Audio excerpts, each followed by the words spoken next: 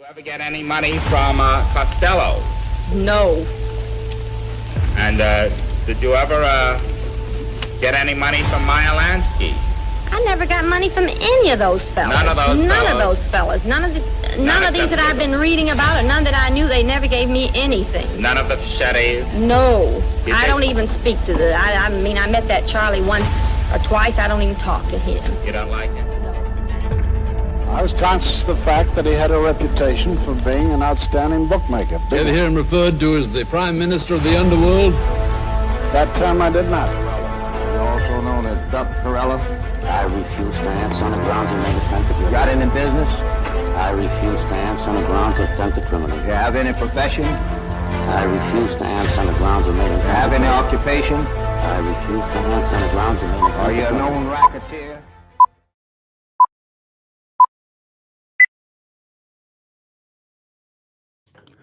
Good evening. Welcome to Interrogation, the show where we take a look at law enforcement interrogation videos. And myself, Jason, law enforcement officer, and Lucian, and sometimes Lamar, who may be in here shortly, who are Intel service veterans. We kind of break down what's going on with investigators and interrogators. What tactics do they use to suck confessions out of people who have a lot to lose by letting the truth come out into a small room? But let's welcome tonight. We've got Jason. Jason, introduce yourself. Jason, law enforcement, 30 years, investigations, narcotics patrol, school cop. I'm on X at 3D Responses. Yes, sir. And then we've also have Lucian. Lucian argues on X. Lucian, introduce yourself. Hi, Joe. Thanks. I have kind of a counterintelligence background, do something called counter-subversion, which means I take both technical and behavioral approaches to prevent people from getting into things, but also kind of use those skills for elicitation and looking for opportunities, I guess we should say. I've been doing that for a little over 2 decades. In the biz, we call you a spook. You got shady deeds and tasks that you do, but you guys do use a lot. We've had a lot of discussion kind of back and forth. You guys do use a lot of the same type of tactics that law enforcement uses. Correct. But guys, we have a long video tonight. We're going to talk about, this is a Canadian case, some slight differences with some of the legal aspects of it, but very similar. Very interesting case out of 2010 is when this interrogation was going on about a Canadian Air Force colonel. This guy had flown for the Queen. He'd flown for the Prime Minister of Canada at one time. He was a base commander on the largest Canadian Air Force base in Canada at the time of this interrogation. But I'm going to kick it off, guys, because we've got a lot to watch here. It's going to be pretty interesting. Let's get started.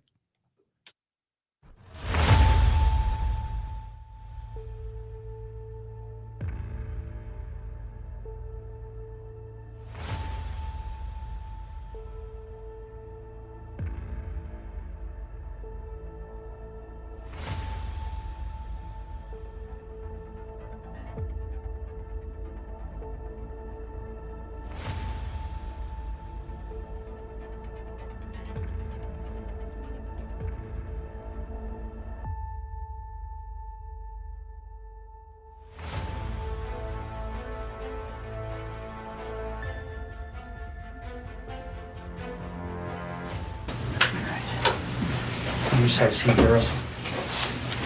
The guy I was speaking with on whatever night that was Russ as well. Oh, yeah. And he took every number I had. Yeah, now they were doing some pretty thorough interviews that night. So. Yeah, absolutely. It was Right. glad to see it. I'm just going to move your gloves here. That's a little microphone, just to make sure there's nice and clear.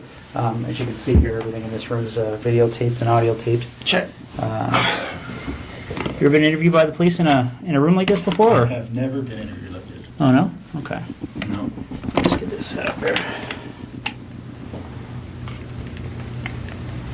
I guess the closest interview by NIS for top secret clearance. Oh, yeah?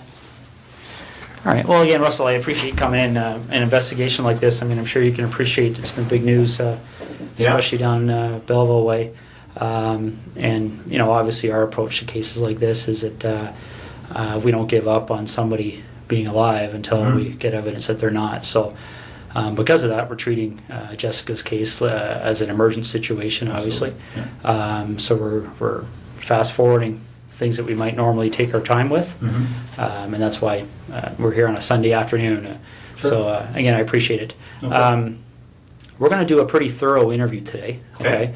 And the reason for that is because the last thing we want is to be calling people back again and again and again, okay? So what we're going to do is we're going to go over a number of things, and I'm going to explain what all those are to you, okay? I'm a big coffee guy. I don't know if you're a coffee guy or not, but I didn't want to drink in front of you, so. No, I appreciate that. All right, go ahead. I could definitely, are they black? Yeah, they're just black with sugar. Definitely. I just started my phone. I probably haven't a little bit. Started your what, sorry? Gum. Just Oh, first okay. piece of gum. Well, there's napkins there if you want to toss it or whatever. I appreciate that. Okay, so this guy's pretty confident, right? Comes in chewing gum, smiling, no problem, very friendly. Any comments on that, Jason or Lucian? No, at this point, everything seems fine, and he seems try to give an appearance of to be cooperative. Yeah, nothing to add to that. He's there's no tell at this point. Okay, but this is also the part of the interrogation where the interrogator he's setting the scene. He's setting the stage to start digging in. Just a little note, this interrogator, last name is Smith. I can't remember his first name, but he works with a behavioral unit, maybe out of the Canadian Royal Mounted Police, but some sort of Canadian police officer, but works in a behavioral unit. Pay attention, both of you guys, pay attention to the way he guides this interrogation. It's actually not too bad. Let's listen up. All right, and again, like I said, this interview is going to be very thorough. But again, I have a simple rule when I talk to people. It's I'm sure you're the same way. I treat everybody with respect. I don't want to ask if they do the same for me. So what we're going to do is we're going to start off by going through what your rights are. Okay? Just like everybody else. Okay. Have you ever read your rights before? No. Yeah, I'm sure you've seen it on TV a whole bunch of times, but that's usually the American version. So I'll go over with you briefly, okay? Basically in Canada, as you know, I'm sure, is we all have our rights guaranteed under the Charter of Rights and Freedoms, okay? Now, Russell, just to avoid any confusion, because people do get confused when they're talked to by the police, is that you're obviously not under arrest here today, okay? Anytime you feel you want to leave here, you feel free to do so. The door's not locked. Teresa will walk you down the lobby anytime you want, okay? If there's anything that comes up in our interview today, Russell, that you feel you want to talk to a lawyer about, you just let me know, okay? And the reason for that is I want to explain to you exactly what's going on here, okay? Jessica Lloyd is one of 4 cases that we're currently investigating, okay? And essentially what's happened is over the past about 4 or 5 months, there have been 4 occurrences that, like I said, that we're looking into. 2 of those occurrences occurred in September of 2009. And very briefly, they were up in the Tweed area. They involved somebody entering 2 different women's houses in the evening hours and committing sexual acts. Okay. In November of 2009, a young lady by the name of Marie-France Como was found murdered in her home in Brighton. And we believe that there was a sexual component to that crime as well. And then most recently we have Jessica Lloyd's disappearance. Okay, so essentially when you're looking at those kind of crimes, we're looking at a number of different potential criminal charges. All right, we're looking at issues all the way from the most serious one, which is first-degree murder, kidnapping, sexual assault, break and enter with intent to commit sexual assault, forcible confinement. Okay, and so what I want to make sure you understand, and this is what we've been doing with everybody we've been talking to, is that clearly when we find out who's responsible for one or all of those crimes, they could be charged with one or all of those offenses. Okay, whether it's you or whether it's anybody else. All right. And that's why it's important that we make sure that people understand what they have to do and what they don't have to do when they're talking to us, okay? So as I said before, any point today you feel the need, you want to speak to a lawyer, you let me know, and Okay. we can take you to a room where you can do that in private. Okay. Okay. Do you have your own lawyer? I have a realty lawyer, but Okay. no, I don't have a lawyer. All right. If at any point you want to make that call and you don't know who to call, we have a phone list of lawyers that are available to give you advice free of charge right over the phone. Okay. So again, if at any point today you want to take advantage of that, you just let me know. Sure. Is there any reason you want to call a lawyer now? Nope. Okay. A couple other fairly simple and straightforward things that you probably understand, but again, we go over them to make sure everybody's clear, is that you don't have to speak to me today, okay? Okay. And the reason for that is because the law considers me to be what we refer to as a person of authority, okay? Probably similar to what you may be considered to be on the base. Yeah. And because of that, I can be compelled to appear before any judge in the country, basically, to account for what takes place here today between you and I, okay? And that's the reason why everything's recorded, Yeah, because there can't be any more accurate record than that, right? So, No, understood. and the other thing I want to make sure you understand is that, you know, you mentioned a second ago about Ms. Como being one of your work associates. So I don't know what's happened since November on the military side of things.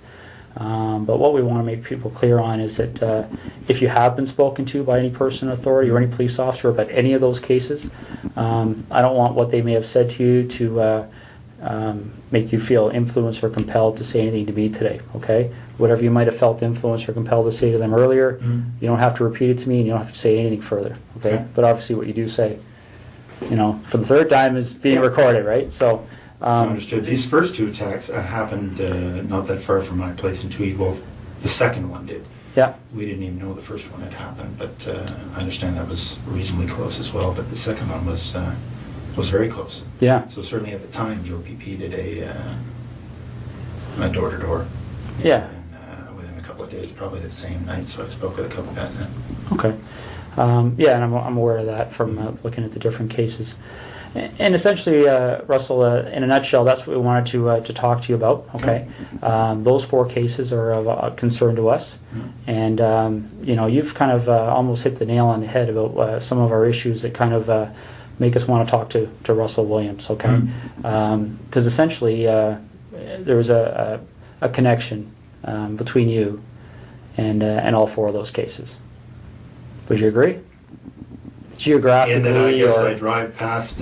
Yes, I would have to say there's a connection. Yeah. yeah, and that's why I'll be quite frank with you. That's why things kind of evolved when the officers talked to you on Thursday night. Okay. We kind of went from there because when I think you discussed with them the fact that you were a colonel at the base. I was in uniform at the time, so. Yeah, so pretty obvious, right? Yeah. So essentially, then the connection with Miss Como was made, and I believe you're a door or two down from one of those two incidents I think in Tweed.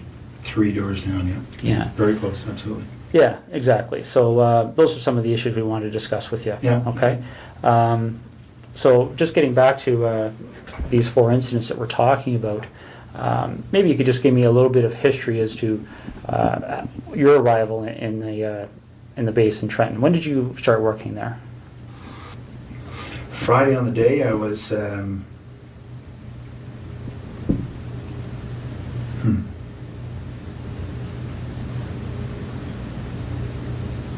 Friday on the day I was at home most of the time. Most of the day I had a sort of a stomach flu. Okay. In Ottawa or Tweed? In Tweed. In Tweed? Okay. Yeah. So we backtrack then. So all day Friday, you're at home. Yeah. And then what time do you leave to go to the base to sleep there on the Friday night? So again, even though this is in Canada, he's doing the same thing. Am I right, Jason and Lucian? He's got the legal stuff out of the way. Now he's laying the foundation for this guy to lock himself into a story. Are you guys seeing it the same way?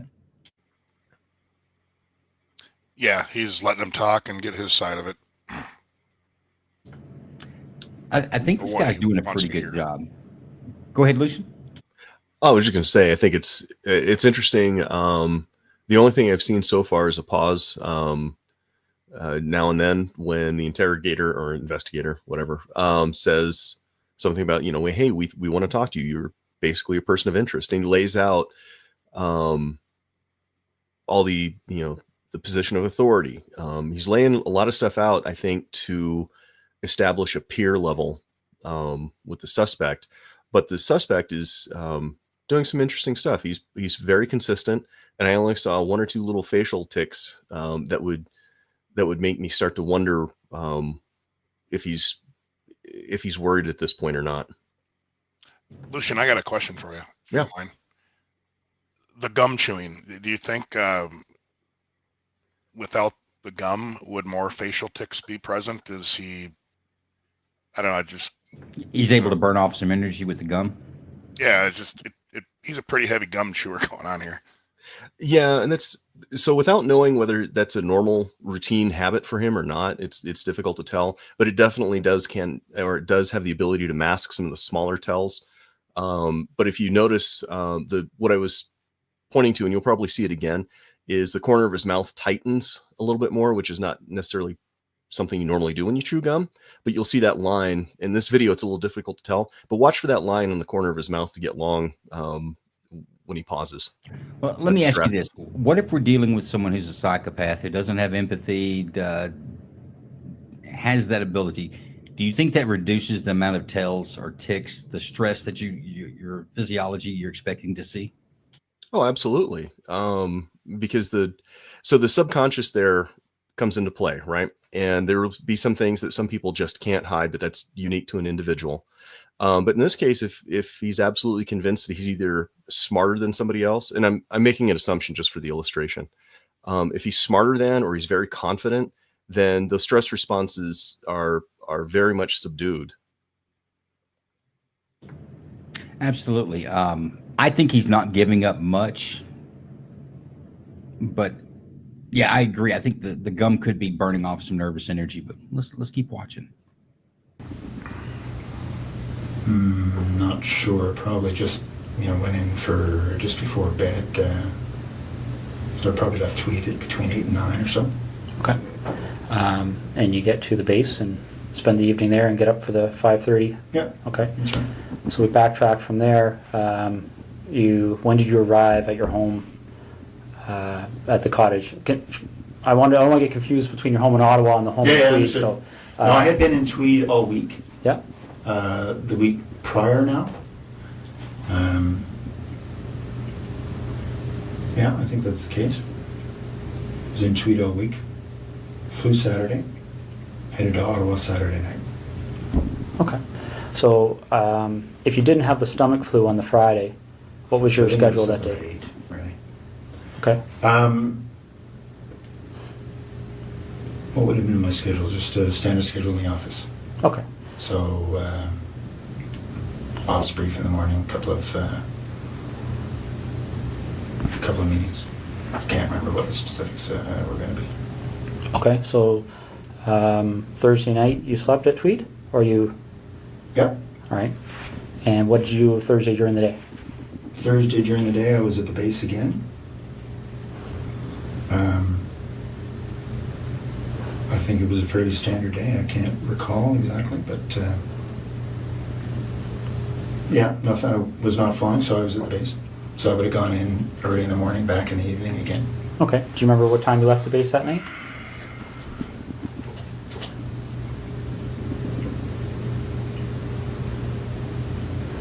I don't remember anything peculiar, so I would say, I don't know, probably 7 to 9, somewhere in that range. Okay. And that's when you left? Left the base, yeah. And what That's a 45-minute transit. So 45 minutes home? Yeah. Okay. Okay. Now, I'm not going to walk you through November, but I'm going to take you to a date that's probably pretty fresh in your mind, the day that Marie-France coma. Yeah. Do you remember how you found out? I do. Yeah, I was sent an email. Well, as soon as the ops staff and the base. Just real quick, because it can get a little confusing. They're going to talk about a few different women. Initially is the missing Lloyd woman. At this point during this interview, they don't know where she's at. So they're searching for her. But prior to this, there was another lady that was found dead in her house, not far from his house, that also works at the same Air Force base. She's a corporal in the Canadian Air Force at the time. And yes, Derps, this is a Canadian case. Learned, they told me. Okay. So I got an email. I can't remember if it was late at night, early in the morning. It was certainly, I saw it, I want to say first thing in the morning, because I had just come back from Ottawa. I That was in forehead Ottawa for, mustache is going to get in everybody's eye tonight. a set of meetings on one of the days. I can't remember what day of the week we're talking about, but yeah, no, I mean, obviously when your people gets killed, it gets your attention. So Absolutely. yeah, I very much remember that coming in. And how did you know Marie-France Como? I'd only met her once. She was on a crew I was on just after I got to the base. Okay. So I can't even remember. I think it was a one-day trip. I did a number of trips in Canada, transporting our troops, sort of first leg out of Edmonton. We tend to hopscotch them across until they get into theater. So anyway, I can't remember which trip it was, but we did a number of them out to Edmonton just to pick up the troops, bring them to Trenton, and then put a fresh crew on, and because we'd fly out and back in the same day, so pushing the edge of that, and fresh crew on, and they'd continue on after a couple hour delay. Okay. Do you know roughly when that happened? That we were on the same crew? The time you met her, the one time there, yeah. It was soon after I got to the base, so I don't remember exactly, but I would say in the first couple of months, so August, September. Okay. Yeah. Now, you got that email notifying you that something had happened. Yeah. Do you have any kind of a clear recollection as to how your schedule was going that week? Well, I can't remember what day that the message came in. Just a second.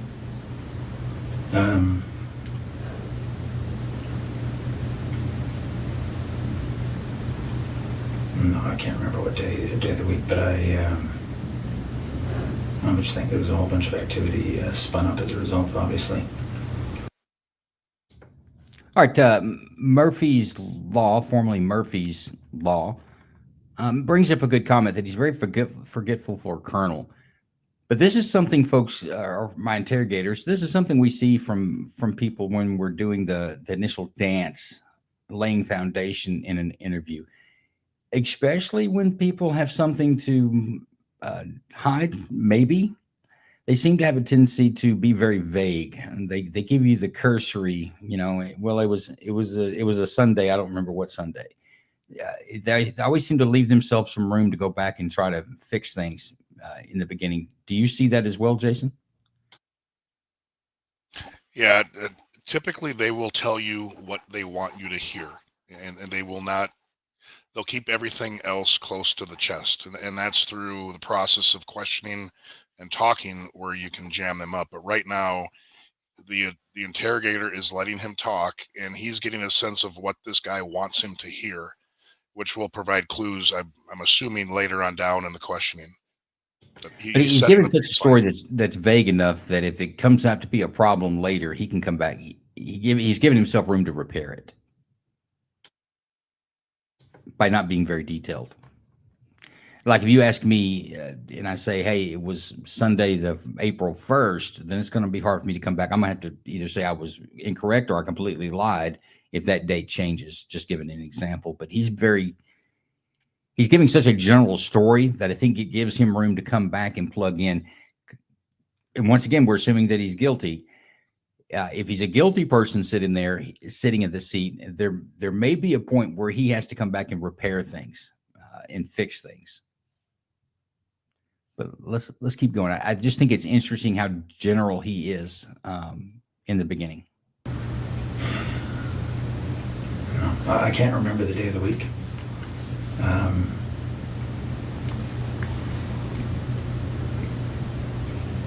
I'm just trying to think through the news reports I read. No, I'm sorry, I can't remember what day that was, but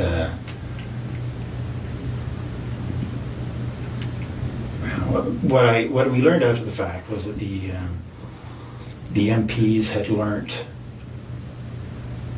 of her death, I think quite a bit after her body had been discovered. Okay. So I think what happened, sorry, just a second.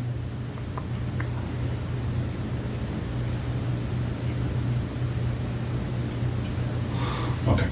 So I think, if I remember correctly, the MPs learned late that evening. Can't remember when, obviously, her body was discovered. It was probably in the news reports. But so they learned, and then they passed it to ops. So they immediately passed it to me. Okay. The MPs work for the wing operations officer, so they go, through their chain of command, and then as soon as the duty to watch officer had that information, she advised me. Okay. So again, that along particular with, week. along with some others. Right. I'm sure it spread like wildfire. Yeah, absolutely. So that particular week, do you have any recollection? Well, for instance, when you got the email, Yeah. do you remember where you were? I was at home in Tweed. Okay. Yeah. Do you remember if that was a week that you were reasonably stable in Trenton, or had you flown? No, over I there? had been in Ottawa. I had been in Ottawa earlier in the week for some meetings over in Gatineau for one of the. It's actually for the C-17 acquisition. I was project director when I was here in Ottawa for that, so just some follow-up stuff for that. Okay. So I had been here at some point in that week. Again, I can't remember how the days all fell together, but I seem to remember that I got this word shortly after having come back from Ottawa. It seems to me it was the same week. So if we were to do a similar investigation in your background, is there anything you can think of that anybody may have misinterpreted, or anything in your history that somebody might say Russell Williams Absolutely. did this? No. Okay. Be very boring. What's that? It'll be very boring. All right, because essentially that's what I'm looking at. Is that you seem like a very intelligent person, and I think you can see how a surprise like that would certainly set off Absolutely. some alarm bells in an There's- investigation, right? Okay. So the next thing we need to cover off is, I'll just ask you this straight out. Given the types of crimes we're investigating, do you get much chance to watch television shows, CSI, things like that? I do watch, I prefer Law and Order, but I do watch CSI occasionally, yes. Okay. Boy, they did it in Canada, Jason. They threw out the CSI. Did either one of you guys figure out why that's significant? Why this interrogator would bring up a television show in such a serious setting?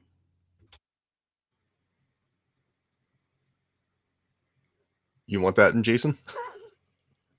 No, go ahead. I'm actually laughing, but go ahead. Oh, okay. Yeah, no, there's there. So in screening people for even security issues, a lot of times you ask what kind of things do they think about fictional characters. Do they cheer for the villain who got away with something because they're really, really clever? And I think I don't really watch those two shows, I have to admit, but I would assume most fictionalized TV crime involves a range of offenders, some of whom are very sneaky and tricky and get away with things on technicalities. Well, I think CSI is brought up because it kind of unveils or gives some insight into what police are able to do. I believe this interrogator is about to start. He's going to, I think we're done with the dancing phase, the foundation phase. I think he's going to start turning the screws here. And in the CSI is a way to do it. Because if he says, what about DNA? Well, you understand DNA from CSI. It's like, oh, well, yeah, it's pretty powerful on the television show. So he's laying the foundation here to I think turn the screws and get in a little deeper. But let's see. I thought the CSI was pretty good. You want to say anything about it, Jason? No, it just a way to kind of lighten the mood of where the conversation is going to go, and kind of put his mindset of, all right, I'm assuming some evidence is going to come up now because of that question. But we'll see. Yeah, I don't think it's. I disagree. I don't. And of course, I did the editing on this guy, so I kind of know a little bit more than you do. But it's not to lighten the mood. It's to increase the pressure here. But let's watch it. So you have an idea of, obviously, the forensic capabilities, things like that are out there.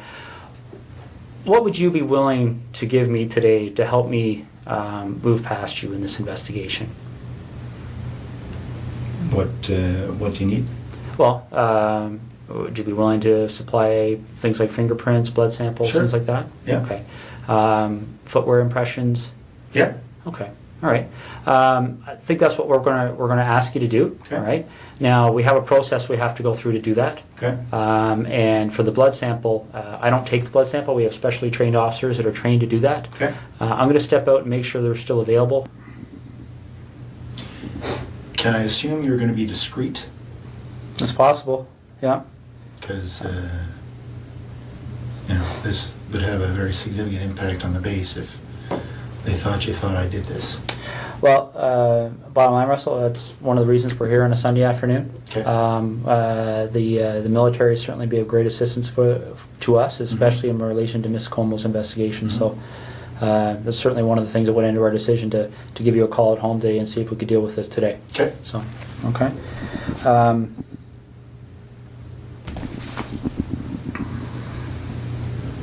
Because it's tough to undo the rumor mill once it gets started. But I appreciate that. Okay. Now that you've had some time to, I know we've been throwing a lot of things at you here, but now you've had some time to think about things. Is there anything that you're concerned about that buccal swab matching in any of those 4 residences? Is there, I guess, let me explain what I'm getting at here, Russell, okay? This is a significant investigation, as you can well imagine. Yeah. That DNA is going to be significant in our investigation, both quite possibly to help you, quite possibly to help us. Understood. I don't know yet. I don't know what the result is yet. Mm-hmm. And I'll go back to the example I gave you because it's a very similar issue, I think. And you talked about the idea of discretion here. Okay. Mm-hmm. You talked about the idea that. I think hopefully you appreciate the fact of how we approached you here. Yeah, absolutely. And essentially, we have no issues with that. Okay. We talked recently about the whole idea of any unusual sex acts in your history. Mm-hmm. But another thing that can often happen in cases like this is that people become concerned about things like extramarital affairs, indiscretions along those lines. Mm-hmm. Is there any contact that you may have had with any of those 4 women that you may not want your wife to be aware of? Anything like that we should know about to try and explain why, if your DNA is found, it would help us understand why it may be there? Absolutely not. Okay. Can you think of any reason why we would find your DNA in any of those residences? Let's focus on, well, for instance, I believe, let me just check the name there, make sure I've got the right address. Talking about the house that was just a couple of doors down from you there in Tweed. A couple of doors down was the, Lori. I don't know her last name. I don't know. Mazzacati? I don't even know what her last name is, but there's the woman down the road, 3 doors down. Yep. Her name is Lori. I don't know her last name. All right, let me just make sure we're on the same page here.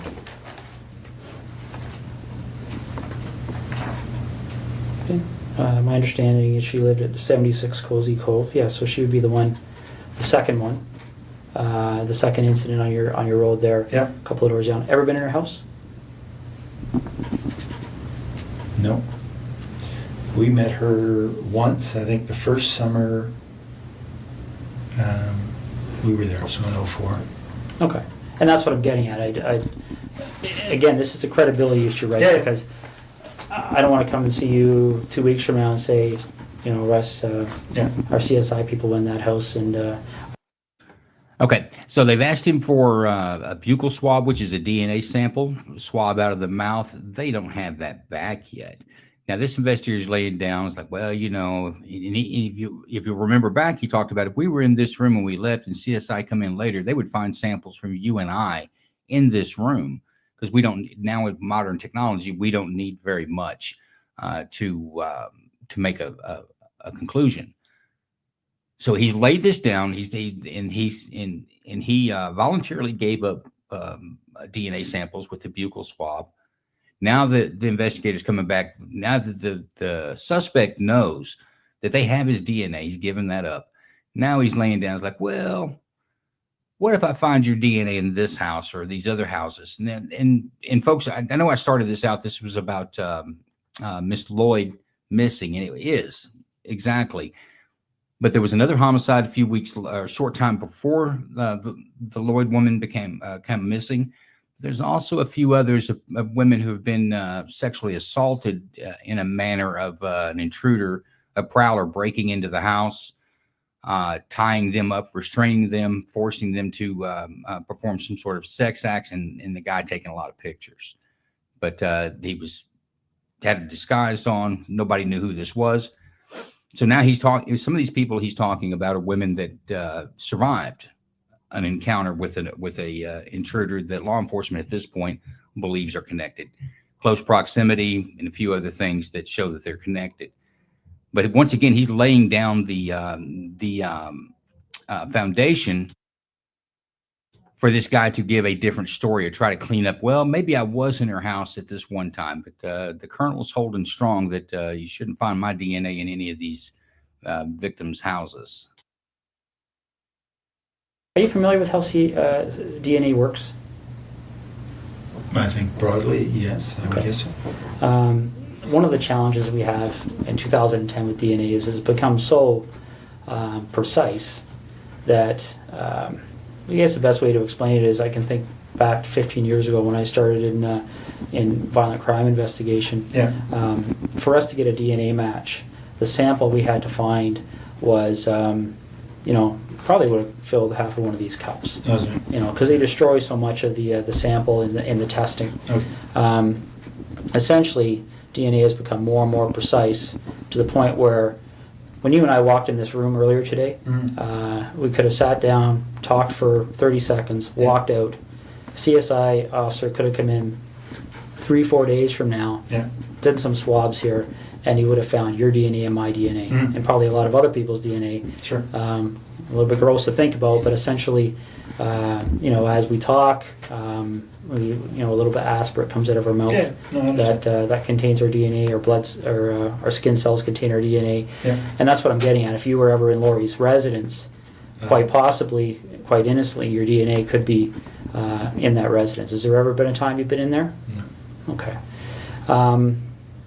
What about the other lady down the road on?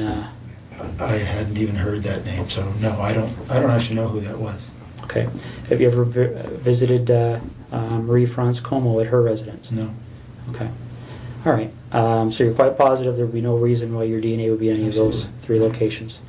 Okay. Did you know Jessica Lloyd even in passing for any reason?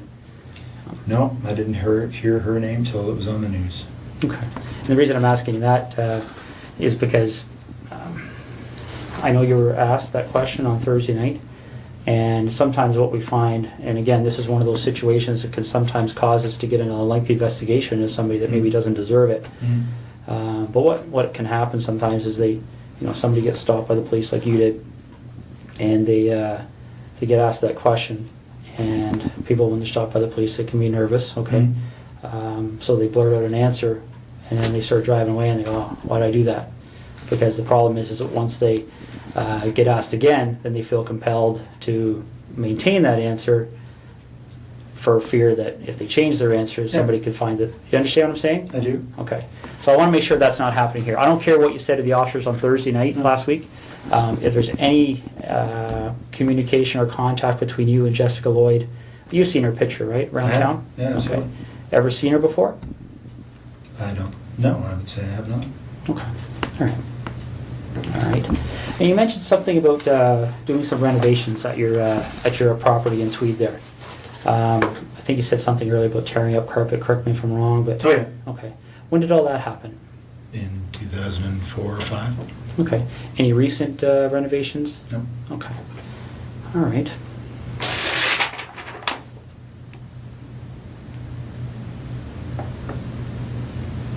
Just want to make sure I'm covering all the bases here. Okay.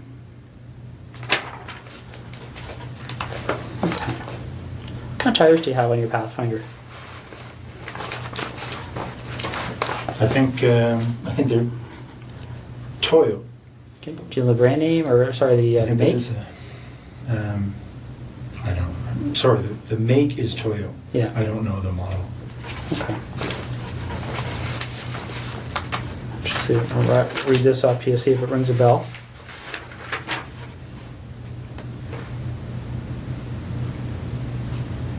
Ever heard of, does Toyo Open Country HTS That sounds make any right. sense? Yeah. Okay.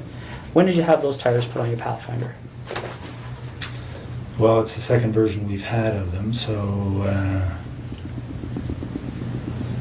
I think it might have been this past fall. They replaced other ones we'd had on the same. Okay. Well, Toyo, I can't say that they were the same, exactly the same model, but our dealership here in Ottawa says they're very popular for the Pathfinders. Okay. They were good. They lasted a long time. All right. I've had to. I think you were talking about the whole idea of the MPs helping us with our investigation, stuff like this. You have the same system as we do at our headquarters with the swipe cards. One of the things one of our investigators did is they made a call while I was talking to you there because we were trying to work through that week of the 23rd of November. Okay. 23rd being the Monday, 24th being the Tuesday. Okay. What they've told us is that, and I want to make sure I get this right, is that on the 23rd, your swipe card was being used at the base. Okay. Okay. On Tuesday 24th, there was no use of your swipe card. Okay. And then on the following days, the Wednesday, Thursday, Friday, there was what appeared to be average activity of your Okay. swipe card on the base. Does that make sense to you? It does. That says that I was in Ottawa on the Tuesday. Okay. Do you remember where in Ottawa you were? Yeah, I was in Gatineau with, as I said, meeting about the C-17. Okay. Now, again, I want to be fair to you here. We're going back 2 months. Yeah. Are you sure that would have been the day you were in Ottawa? Well, only because I wasn't at the base. Okay. So I can't remember, honestly, that that's the day I had the meeting in Ottawa, but if I wasn't at the base, it was because I was here. Okay. Now, if that is the day you had a meeting in Ottawa, do you remember being at the base on the Monday, the 23rd, and swiping your card in and out? Do you remember what you would have done that evening to get to Ottawa for that meeting? Like, would it be... I drove to Ottawa in the morning of the day of my meeting, so if it was the Tuesday, then I would have left Tweed. It was a very foggy morning Okay. that morning. And I drove in that morning. Okay. So I would not have been at the base the day I was in Ottawa, because the meeting started at 8:30 or something. Okay. So you leave the base, you would have went home to your residence in Tweed, Yep. and then you left Tweed in the morning and drove up to your meeting in Ottawa. Yep. Okay. You leave the meeting in Ottawa is a daytime meeting, evening meeting, or do you remember? Yeah, it was a daytime meeting, finished, I don't know, mid-afternoon or so. Okay. We had lunch and then finished. I think my wife and I had dinner because she was here for work, and then I headed back. Okay.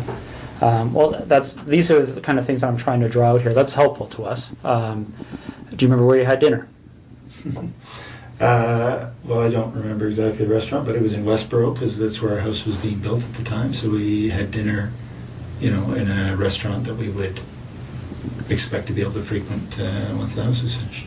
Okay. Remember how you paid? One of us would have paid by MasterCard. Yeah. Okay. Are you sure about that, or? Pretty sure. That's normally how we Okay. pay for meals. All right. Can't remember if it was me or my wife that paid, but one of us. Okay. And do you remember which restaurant it was again? No. Okay. All right. And you see what I'm getting at, right? I mean, that can be very helpful for us because if we can track Yeah. that issue, right? yeah. We can put somebody paying for a meal at a location. Well, with a I was credit card. meeting with 15 people or so that day. So Okay. And what time did the meeting end? I would say between 3 and 4. Okay. And are you sure that that's the same day you went out with your wife? Well, I think so. Yeah, because she was here, and I think that was the day we went to this restaurant in Westboro. Yes. Okay. You finished dinner, and do you remember what you did that evening? I would have driven back to Tweed. Okay. And you would have... Now, again, I know we're talking 2 months ago here, but do you Yeah. remember specifically having dinner and then driving back to Tweed, or do you remember, are you just guessing here? No, I'm not really guessing. I mean, I believe that this night at this restaurant was following the meetings in Ottawa. Mhm. And I, kissed my wife goodbye and headed back to Tweed to go to work the next day. Okay. All right. The tires that you have on your truck, right? The reason I asked you about that is there any time? I mean, you recall where you were stopped by the officers there?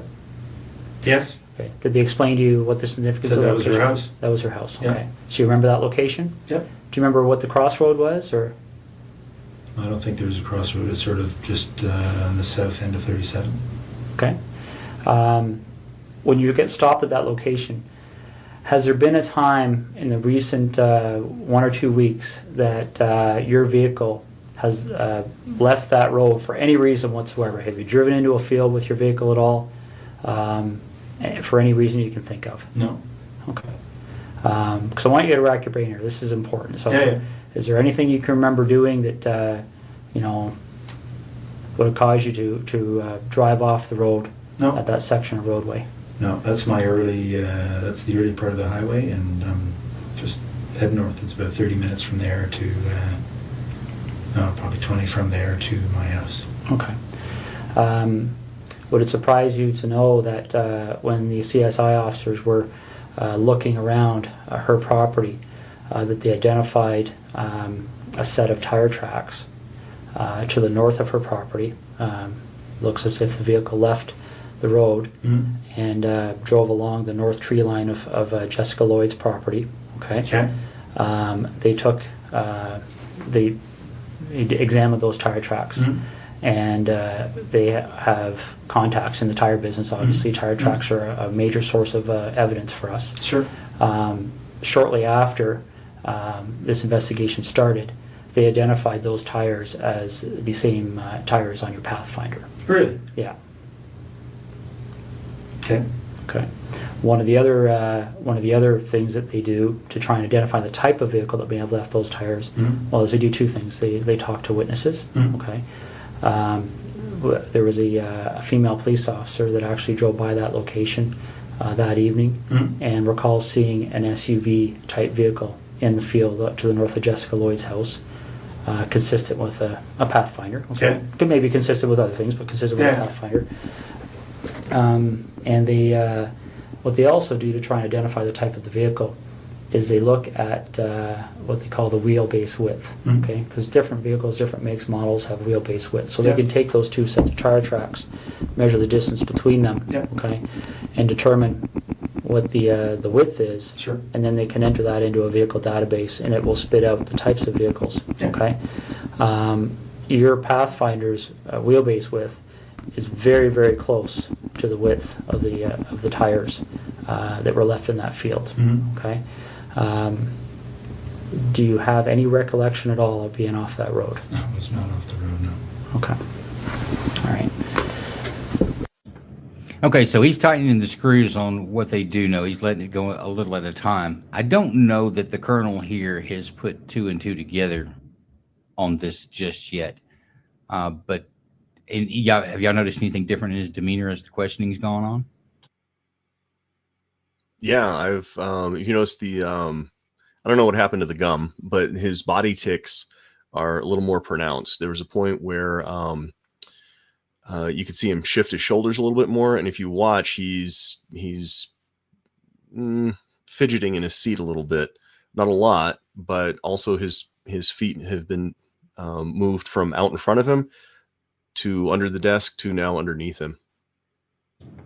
I agree. He's definitely changed some posture. And there's a piece of this video we didn't see. It was edited before I got it, where they did the buccal swaps. I imagine that's where his gum went. They would have asked him to spit that out. But and Range says is that his heart monitor. I think what you're hearing, they've got a microphone on the table itself, and as these guys are using the table to kind of make points and pushing on it, I think there's a pin that's rolling back and forth. There's something on that tabletop when they're bouncing on the table, it's making it rock. And until then, they probably can barely hear it, but that mic is picking it up. I agree with you, Range. It's driving me crazy, but I believe that's what I'm hearing. I was listening to it too. I think it's a pin that may be rolling back and forth. Jason, any comments on demeanor? Have you seen a change?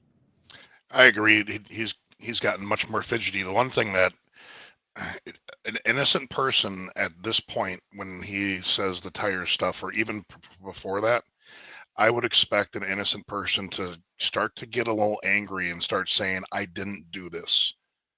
I'm not seeing that with him. Like, he's not getting, are you accusing me of murdering? And he laid the charges out like this is a big deal. I think he still thinks that if he did do this, that he can get out of it. If he didn't do it, he's just playing along. But if he didn't do it, I would expect a normal person to say, I didn't effing kill these women. I didn't effing do this. That's kind of suspicious to me. Why? Yeah, no, I agree. He's not pushing back on that. So what? I got tires that probably another 1,000 people in the same area have popular tire. He's not pushing back on any of that.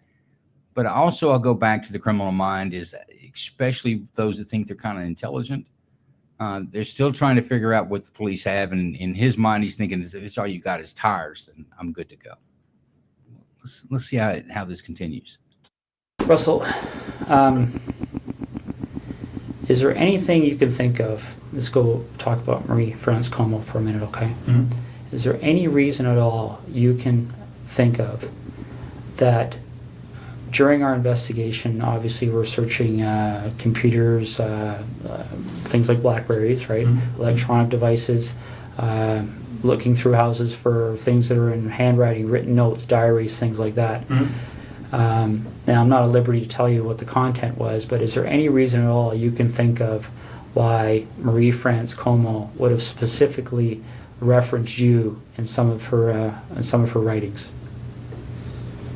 Not at all. No? No, absolutely not.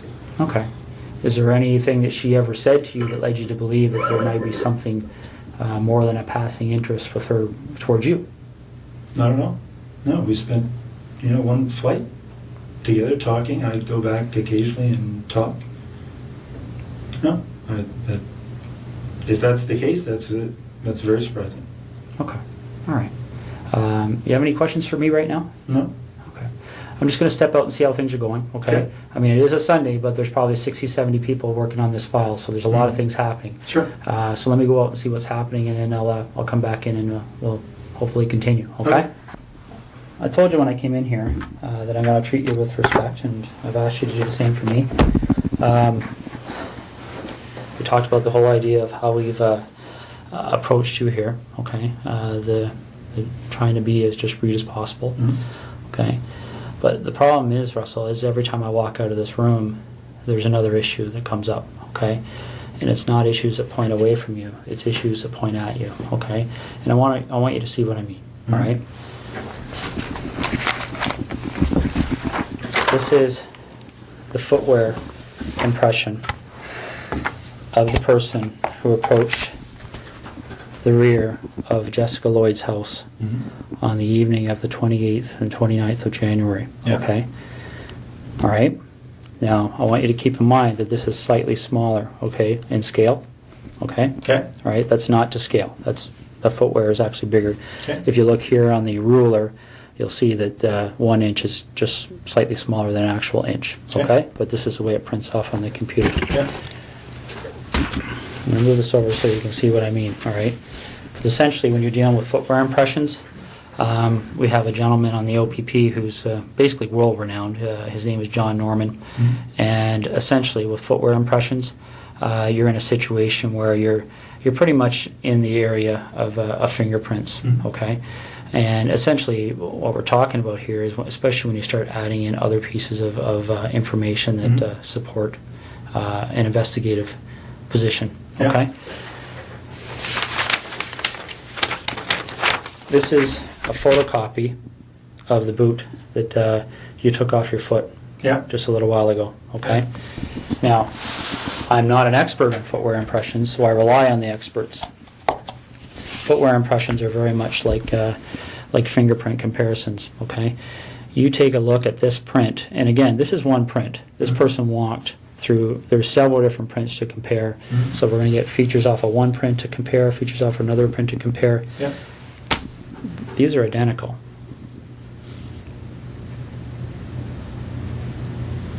Okay. Your vehicle drove up the side of Jessica Lloyd's house. Your boots walked to the back of Jessica Lloyd's house on the evening of the 28th and 29th of January. Okay, you want discretion. We need to have some honesty, okay? Because this is getting out of control really fast, Russell. Okay, really, really fast.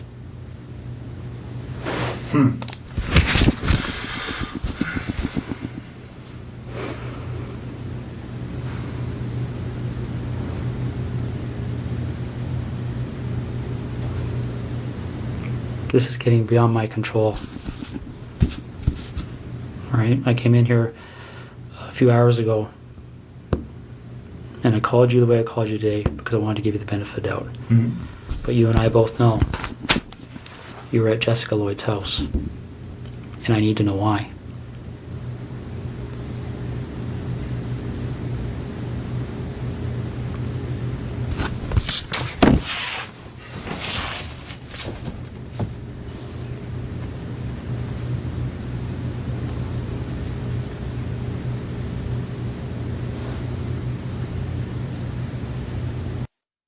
While he's pondering the evidence, the investigator just turned the notch up a little bit, turned the temperature up in the room a bit, didn't he? Yeah, his response is interesting to me. If he talks after this, he's probably one of the dumbest people to be interrogated. Right now, he should have done attorney 20 minutes ago, but after this, it's attorney. Yeah, I think he's pondering in his mind. He's doing the math in his mind. What does this really mean? Tires? Yeah. A lot of people buy these tires. Yeah, you can buy a lot of shoes. When he hit with unique as a fingerprint, that's got him baffled. Now, Lucian, you said something in the comments about the interrogator. Yeah, he said so early on.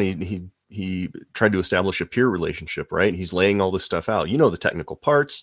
Let's agree that we both are smart guys, and now basically he's saying you're disrespecting me. I'm finding all of this stuff where I was listening to you and I believed you, and gosh, you seem to not be telling me everything, and that personally hurts me. That's a great technique because it plays on this guy's vision of himself being probably beyond reproach. Right? That's the image he wants to project, and he's being accused of insulting somebody's honor. I think that's a really interesting approach that I don't think would work with a whole lot of people. But you're right. But that's a tactic that probably would work with even a Canadian Air Force colonel. Am I right?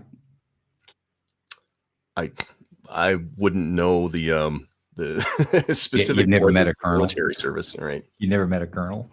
Oh no, I have, but I'm trying to be polite. Well, I mean, my point is that they are someone whose integrity is not typically questioned in general without good cause. Sure. I thought you were going somewhere with that. Sorry. I'm trying to refrain from the Canadian Air Force jokes. I really am. So I'm not. I didn't. I apologize. I went there in my head. So I'm going to give this interrogator some props. Evidently, he's with the Ontario Provincial Police, the OPP. I'll let everybody just digest that for a minute. Imagine I'm so-and-so with the OPP. All right, let's finish this segment. We got two segments here. This is going to be the first part. Let's finish this up and see where the colonel goes with this information that's just been provided to him. Oh, another tactic. The interrogator leaves the room. A lot of this stuff's been edited when the interrogator leaves. You don't see the interim in there, but I think a lot of that's purposeful. I think they knew what they were going to do. It wasn't like, oh, he comes back in. It's like, oh my God, look, more stuff's coming up as we're in here talking. As we're in this room, things are happening outside of this room that you're isolated from. You don't know what's going on. But every time I go back out and come back in, I'm going to drop a little more information of, oh, look what we found here. I believed you before, but this is just different than what you just told me. I think that's a good tactic this interrogator's using.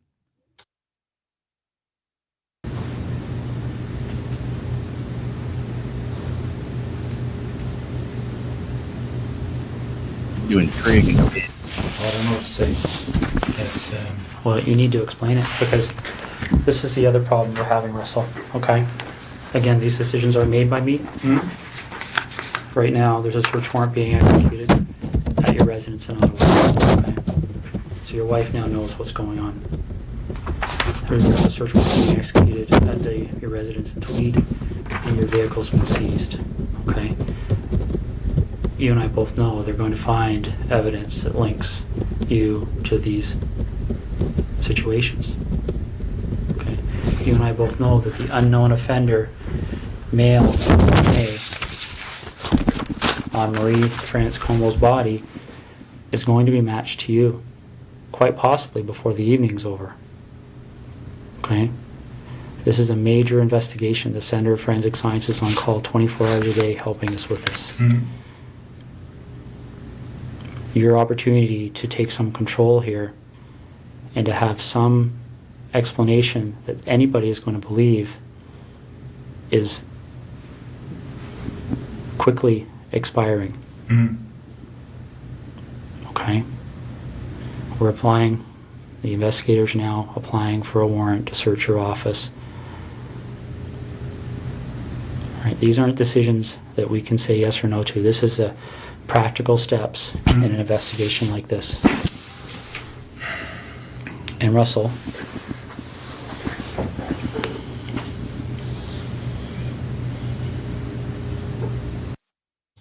another point, this interrogator is also very good about not talking too much. He's catching himself. But he's also, what has he done? He's laid out, hey, I got your shoe impressions. By the way, we're seizing your vehicle. I've got lab techs on 24 hours call. They've taken your buccal swab and they've flown it by helicopter to the lab. They're getting that stuff right now. There's a short window here where you can help yourself. He's laid all that out there, and that's going to be a lot for this colonel to accept. I mean, you've seized my vehicle. You're at my house with my wife right now, and you're searching my house. This is a horrible crime that he's being investigated for. I think all of this is a good tactic to turn the heat up to get this guy to break and come clean, or call for an attorney. What do you guys think? I'm still shocked at his response. If somebody told me that we searched your house, we seized your car, I'm still going, I don't, that response of just a head nod, okay, that's not really acceptable. If it was my personal property you seized and I didn't do anything, his response to that is a major red flag for me. I agree. I think folks, and I'm gonna go back to psychopath. And of course, I'm not a doctor, and I never have been. I can't diagnose. It's a category I put people in that do not have empathy. These are steely-eyed killers. The psychopath that I speak of. I think this guy's going to fall into that category. But by the investigator turning up the heat here, this guy is doing math in his head. Okay, you're at my house. What could you possibly find? You've got my tire impressions. What could that possibly mean? What are the odds that this is the thing that gets me? You have my foot impressions. You know, how accurate is that? I'm pretty sure he knows he's bought and paid for with the DNA, but he does have the benefit of analysis on his side, the time it takes to analyze that. And I think he's probably smart enough to realize that you're not going to walk out and get it. And I'll go back to the CSI in the very beginning. It was a good tactic for him to put that into the colonel's mind. Actually, I'm gonna quit calling him a colonel. Williams's mind.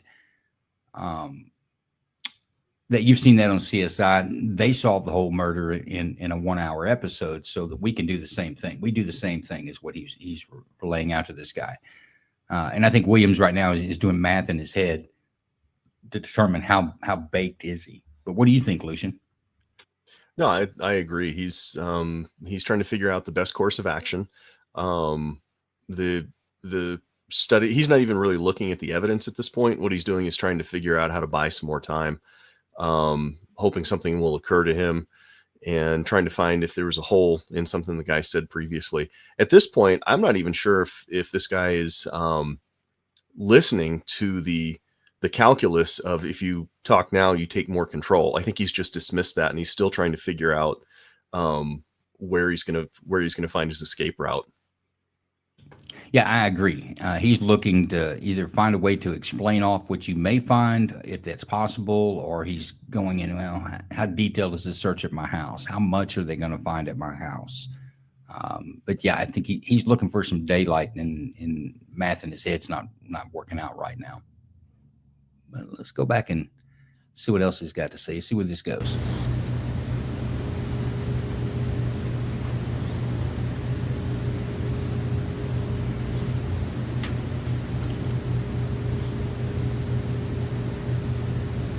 Russell, listen to me for a second, okay? When that evidence comes in, when that DNA match, when that phone rings and somebody knocks on this door, your credibility is gone, okay? Because this is how credibility... One more time, he lays down that time's a ticking. You don't have a lot of time. If you're going to help yourself out, if you're going to mitigate this for yourself, time's now is what this interrogator is telling him. And I think that's I think it's a good tactic. Works, all right? And I know you're an intelligent person, and you probably don't need to hear this explanation, but I also know your mind's racing right now, okay? Because I've sat across a lot of people in your position over the years, okay? The bottom line is that as soon as we get that piece of evidence that solidifies it, DNA, okay? As soon as the expert in footwear impressions, the expert in tire impressions, calls and says, yes, I've examined those and they're a match, it's all over. Because as soon as that happens, where's your credibility? Where's your believability? You're just another, and again, don't take this wrong, okay? But you can see, if you step outside this room in your mind and imagine how people are going to view you, okay? If the truth comes out after the clear evidence is presented to you, when you finally go, okay, I'm screwed now, what are we going to do?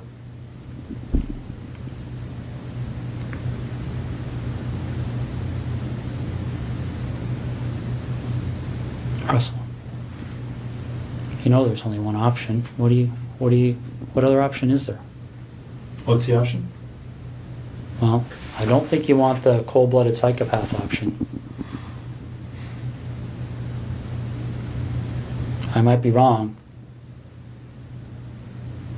Okay, because don't get me wrong, I've met guys who actually kind of enjoyed the notoriety, got off on it. Got off on having that label. Bernardo being one of them. I don't see that in you. If I saw that in you, I wouldn't be back in here talking to you, quite frankly.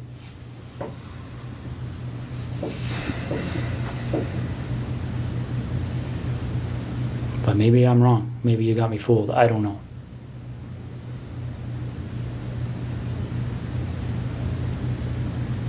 But this is over. And it can have a bad ending where Jessica's parents continue to wonder where her daughter's lying.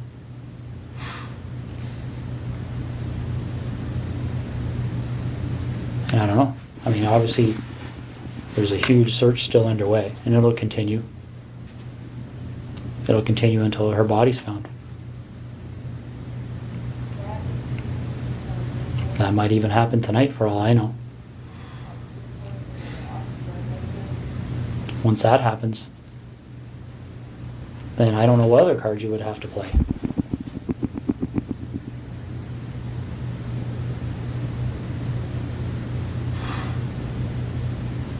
So what are we going to do?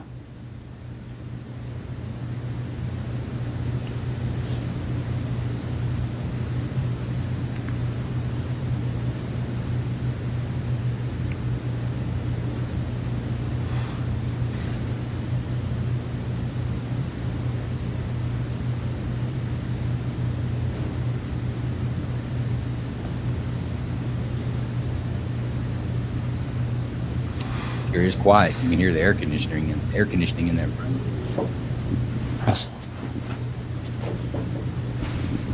what are we gonna do?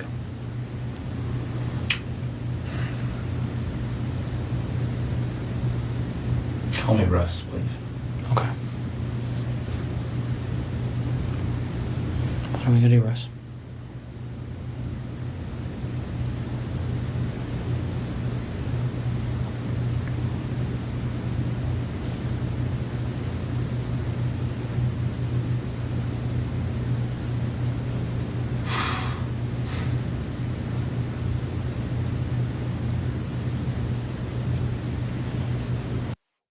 This guy is so still. I have to keep checking to see if the video's paused. He is just frozen.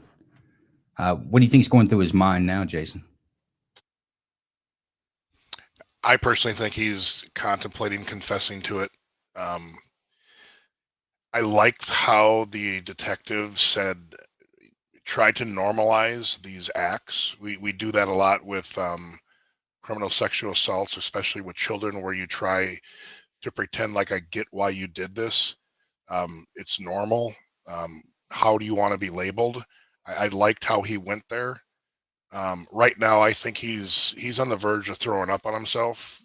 He's really contemplating confessing, and I give this detective credit, and he's got more patience than me. But I would jump the confession point at this point and ask, why did you do it?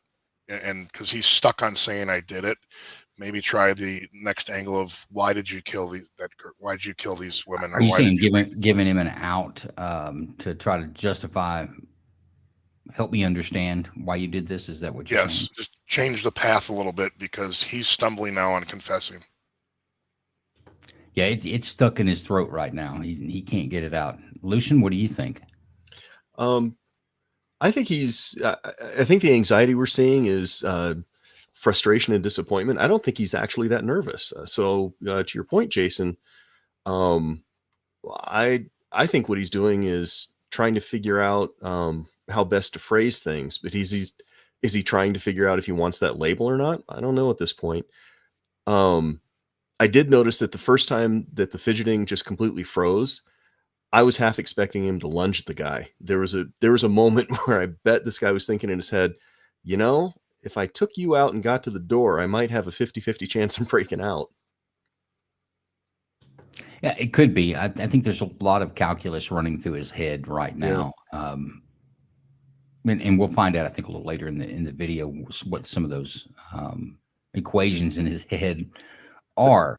But I think he's running through, you're at my house with a search warrant. What could you possibly find? And how much he gives weight on this evidence. But I think at this point, I think the evidence is breaking him. I don't think he's seeing a way out with the corner that he's found himself into.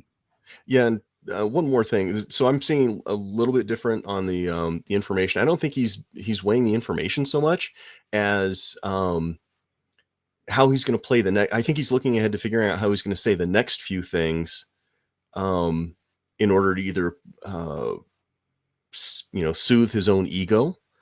I think he's thinking more about that label that Jason mentioned. It could be. Let's finish up this little segment.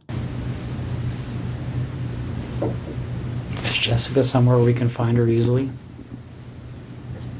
Like, is this something where I can make a call and tell somebody to go to a location and they're going to find her, or is this something where we have to go and take a walk? Great question.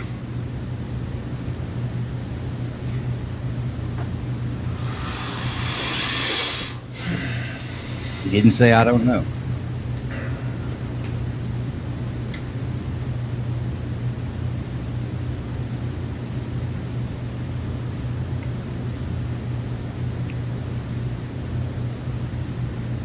Which direction are we heading in here?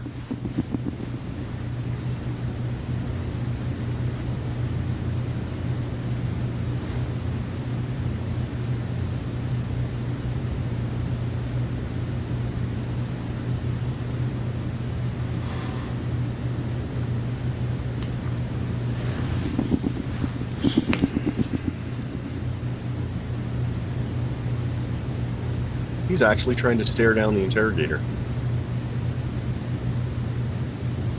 Yeah, I'm really turning the heat on now. I'm actually gonna say, where's Jessica? Stop the bullshit at this point.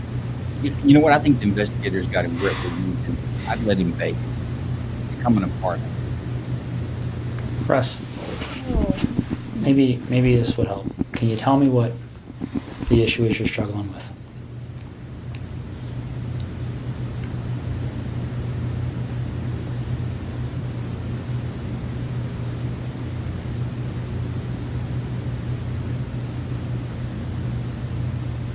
And he is so still. The video is broken.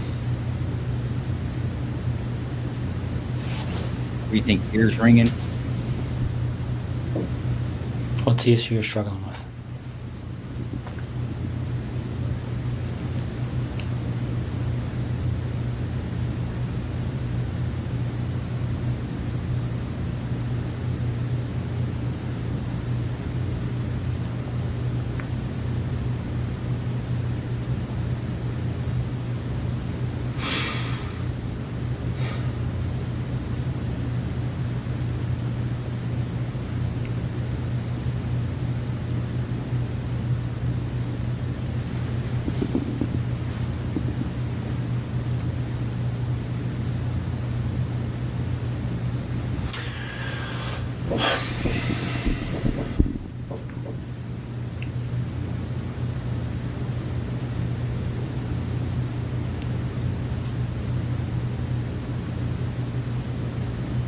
Okay, now I think this guy's a psychopath. Just not getting. Yeah, I'm with you. Yep. He's It's hard to believe this is happening. yeah, he's getting cold. Why is that?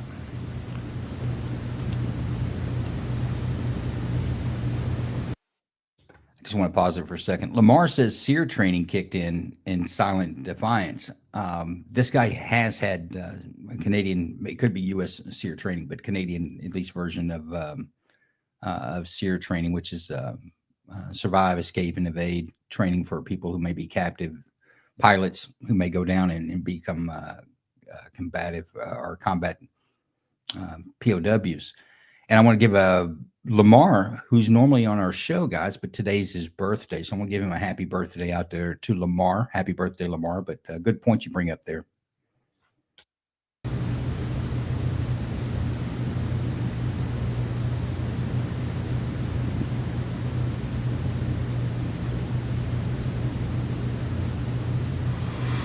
Definitely could have a second career as a mannequin. Dude can stay. Why is it hard to believe?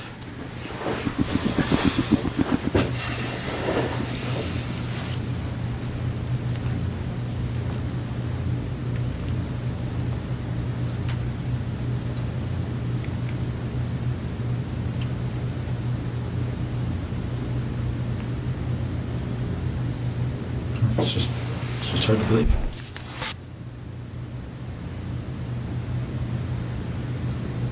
Whose decision was it? And we're going to find out the answer to this anyway.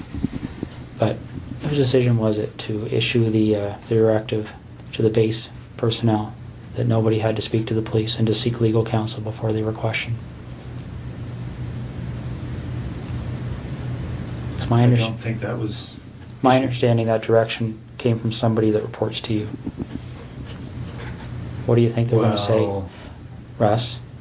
no. What do you think they're going to say? All right, and let's step back for a second here, okay? I really don't think it benefits you or makes you look any better to start debating the little issues, No, okay? but that is news to me. Okay. I have a legal officer that reports to me Yeah. who may have given that direction. Okay. But that's the first time I've heard it. If that's true, Okay. that's the first time I've heard that. All right, and that may be the case, but how does it look? Right? We're not even dealing with something that's really even evidence because it's not needed. I mean, when No, you no, have, but when you that- have DNA and all this other stuff, that's not even What really was the an issue. direction?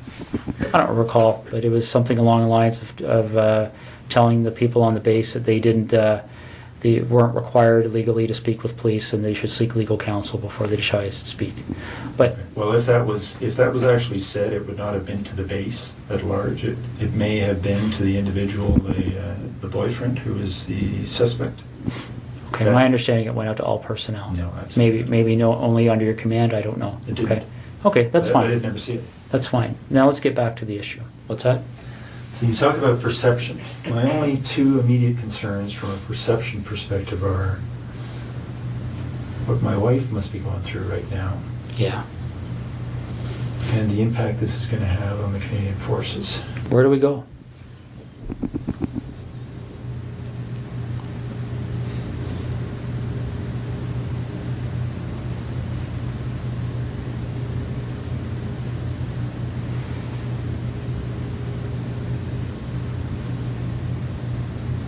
Russ, is there anything you want from me?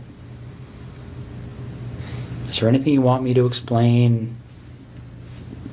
Is there something missing that you're struggling with that I can shed some light on for you?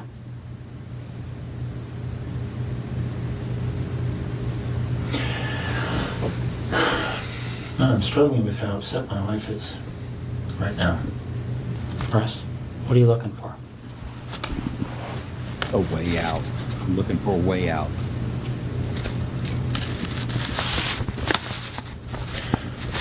I'm concerned that they're tearing apart my wife's brand new house. So am I. But if nobody tells them what's there and what's not, they don't have any choice. Computers will be brought to Microsoft in California. They'll be picked apart. You can't erase things from computers.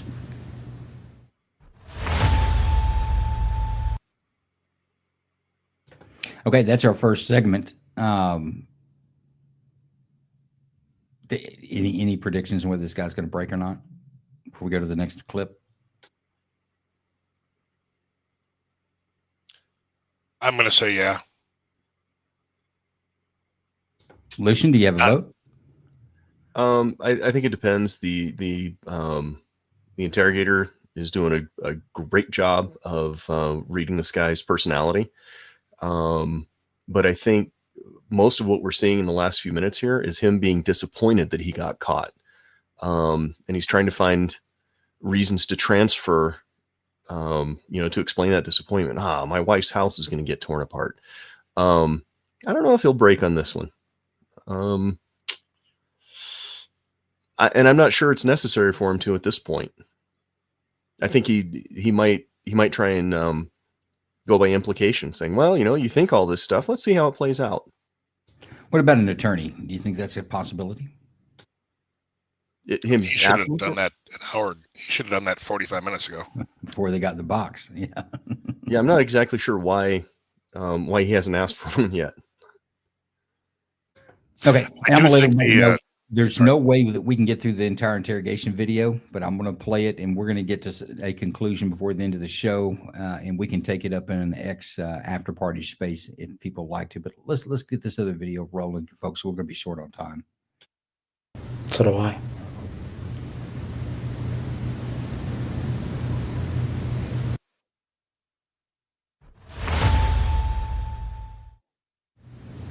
Do we talk? I want to minimize the impact on my wife. So do I.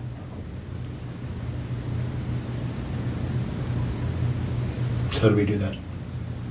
Well, we start by telling the truth.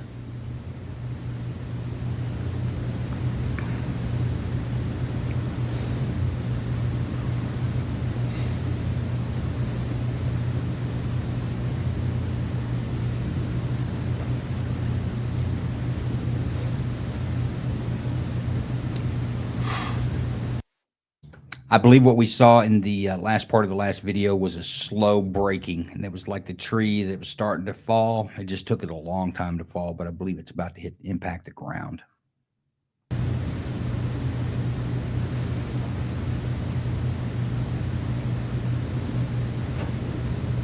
Okay. Okay. So where is she?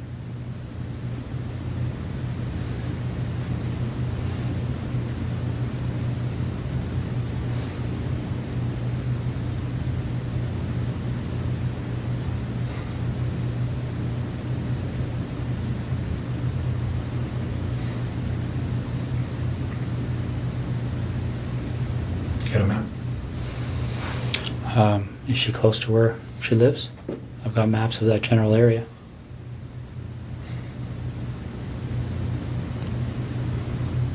Which town is she near? Why don't we start there?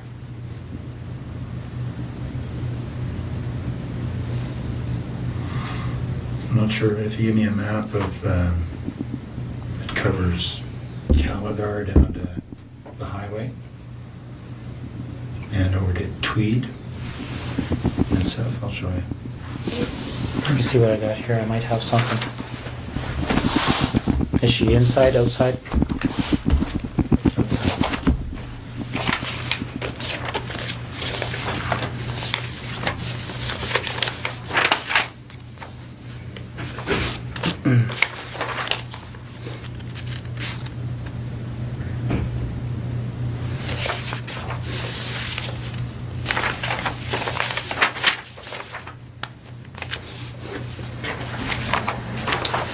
Probably the biggest area I have there, Russ. Yeah, you need more. You need a real map. So where am I going on here to get to her? In this block here. Okay. So you're pointing to a detailed map of that area, and I'll show you where she is. Okay. Is she close to a road? Yep. All right. Is it something where is she buried, or is she somewhere where if you walk there you would fairly easily see her? It's here. Okay. So she's south of 7, east of Tweed, west of 41. And what's this road here? Not sure. Neither am I. Okay. I'll be right back, okay? Do you want any water or anything? Sure. Okay, I'll be right back. My mouth is pretty dry with all this. How long has she been there for?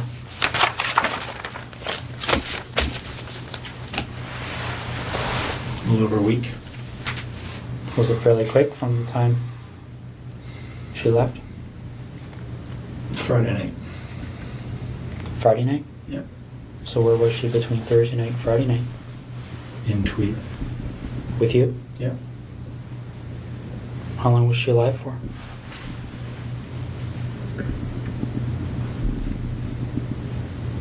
Almost 24 hours, not quite. Okay.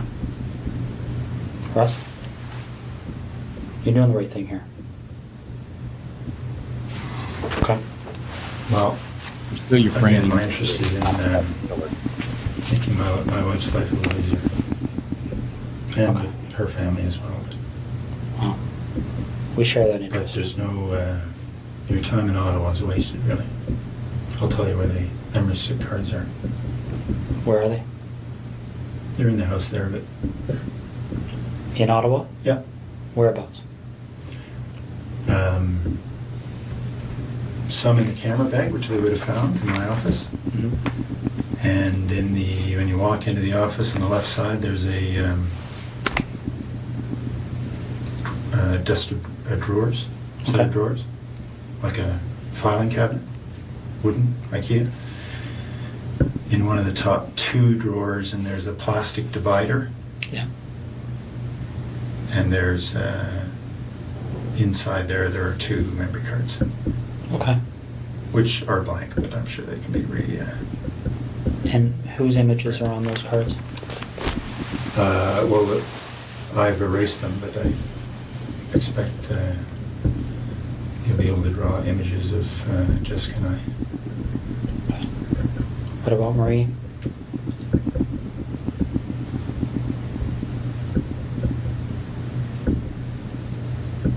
There may be images on there as well. And the 2 women from September? Yep. Okay.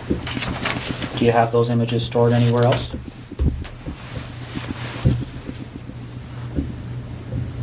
Yeah, there are 2 hard drives in the house in Ottawa. I can draw you a little picture if you like.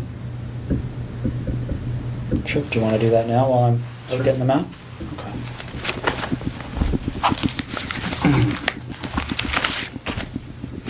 You want anything to eat or anything? All right, folks. We dealing with a psychopath. Well, he's certainly cold. I don't know if, well, avoiding the clinical definitions, he's certainly leaning in that direction. He's he's not showing remorse for his actions. He's showing disappointment that he got caught. I mean, that seems pretty clear. And he's confidently disclosing where evidence is. And he's not saying there's no hint in his voice of additional distress. He's pretty cold at the moment. You're not seeing a lot of empathy, right? Nope. Jason, what do you think? Lack of remorse, empathy, nothing is there. He's very cold. I don't know the clinical definition of psychopath. I would say he's absolutely homicidal and a sexual deviant. But the no remorse thing is, again, normal person would be, I'm sorry, I fucked up. And this guy is showing none of that. Well, my point is, for an interrogator, if you've got someone who's not a psychopath and less sophisticated, you can use their own emotions against them. And I think this investigator did do that in a way, but I think he played this very, very smartly in dealing with a guy who's a colonel, who's beyond reproach, but he's not questioned most of the time. He inched into that very slowly. He dropped down rocks or concrete things directly in front of him and laid out a scenario about, hey, the stuff I don't know, I'm going to know soon, and put this guy into a corner to where he had made a choice, get an attorney or tell the truth to try to mitigate it for his family, the impact on his family. But I think he definitely, and I'm not giving the clinical definition of a psychopath, I'm using it as a general term, but this type of person, I believe, you have to approach differently in an interview versus some of the other subjects we've seen over the last few episodes. Well, yeah, and I think what finally got him to break was the appeal to honor, right? He was he put more emphasis, the subject put more emphasis on his on appearances and honor and integrity, which is ironic given what he's apparently done. But the investigator played right into that. He's really good. Well, and I think too that some of the calculation that we saw at the end of the last video was him after he learned that there was a warrant at the house, which I think was the nail in the coffin for him. How well did he cover his tracks? And of course, he says, I don't want my house torn up. I'll tell you where the SD cards are. And no one said anything about pictures or videos of the offenses, obviously. But he gave that up pretty quick. I think he's trying to mitigate the damage and the impact that's going to crater his life through going through this. But I would put him in the category of a psychopath. And if I was an interrogator, I would try to deal with him that way. You're not going to go back to some of the others we've seen. You can get their emotions up to the point where their body betrays them physiologically. They're giving off clues. They're coming apart right there in your sight. They're coming apart. This is a guy that he comes apart a little bit different, but his is a calculated move on what's the next best strategy to employ here. But let's keep the video moving. Do that with you, okay? Sure.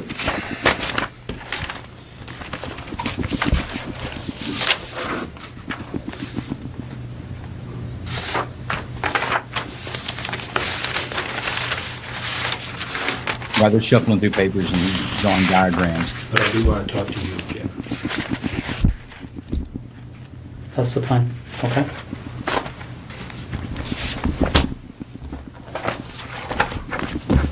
I'll be right back. Okay, that's a good indication. I do want to talk to you again. He's saying I only want to talk to you. He doesn't want to talk to anyone else. That means this investigator's built a rapport that's successful. I'm going to give him that good job on the investigator on this part. But guys, we're not going to be able to get through the entire video, so I'm going to kind of let this play. Jason, Lucian, if you have any comments, we'll just kind of talk over during quiet points, but we need to get this video moving. Otherwise, there's some key parts of this we may not be able to reveal in the next half hour.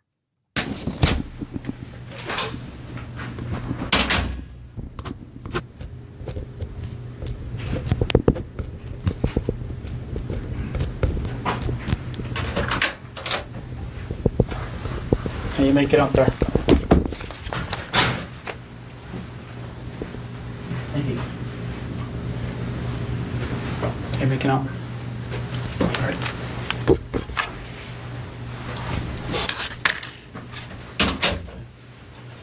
Yeah, he was thirsty. Somebody running around looking for an actual map, but I did the same thing with the Google Maps. Just have to blue them up a little bit more.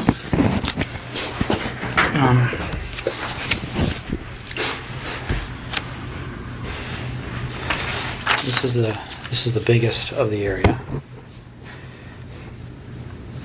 This might have better parameters for you. Here's Tweed.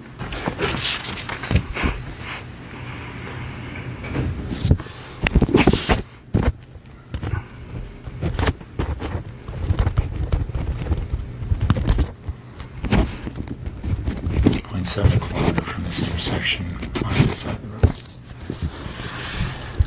And what road is that? Kerry? South of, can't read that word. East Hungerford? Does that make sense? Oh, there it is there. Okay. How far off the road is she? 40 feet. Is she covered with anything? She's wrapped up. In She's what? on the surface. Just a gray something or other cover. Okay. You're speaking about Jessica The obvious Boyd. question I'm going to have for you is, when they go there, and they'll be there shortly, they're going to find her? Oh, yeah. Okay. I'll be right back. You look like you want to say something. Just that this place, my wife, it's been a dream for the better part of a year, so I'm keen to get them what they need and so they can leave her alone. Okay. Well, we're going to do our best to keep that as low-key as possible, okay? What do you want to talk about? Because it's pretty wide open now, eh? Yeah. What do you want to know? Well, do you want to work forwards or backwards? Doesn't matter. Well, why don't we start with Jessica?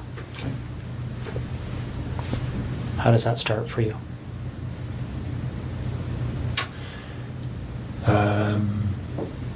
I saw her in her house on her treadmill. Wednesday night, I guess. Then I noticed she wasn't there Thursday. So I got into the house to look around.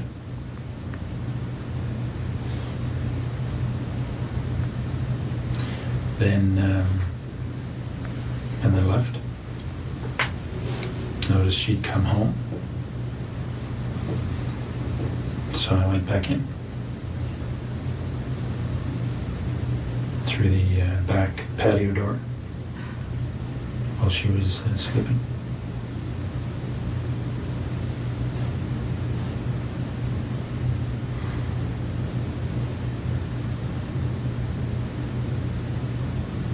Okay. So I woke her up.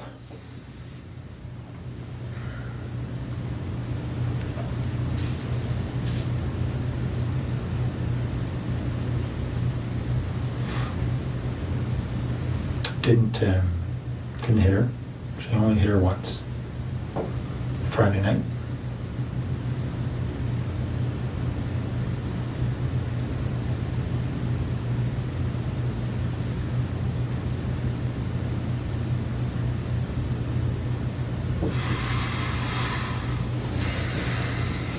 Okay.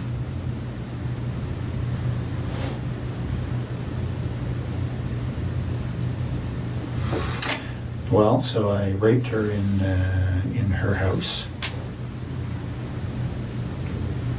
and then I took her to the car and took her to Tweed.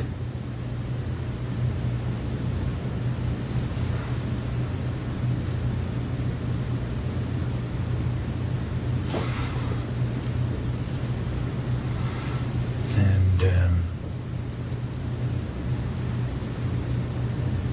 spent the day in Tweed.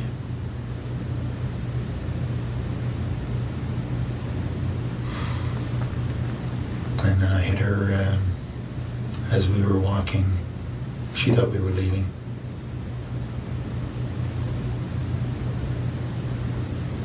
back of the head.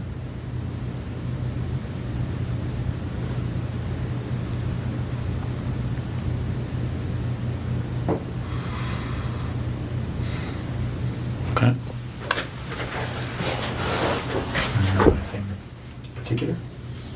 Well, what did the hit on the back of the head do?